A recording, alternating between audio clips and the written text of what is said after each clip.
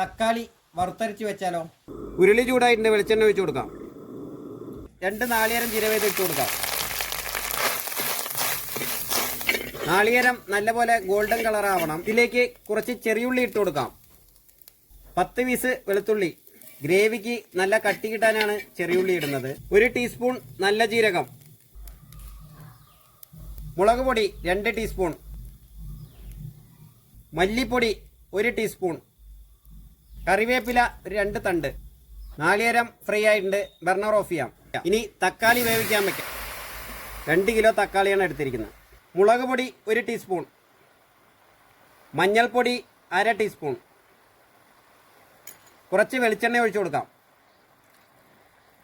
അടച്ചു വെച്ച് വേവിച്ചെടുക്കാം. നാളികേരം ഫ്രൈ ചെയ്ത് വെച്ച് നല്ലപോലെ അരച്ചെടുത്തിട്ട് വരാം. ഒന്നൊന്ന് ഇളക്കി കൊടുക്കാം.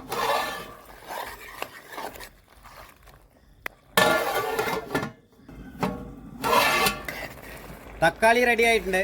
അരപ്പൊഴിച്ചു കൊടുക്കാം.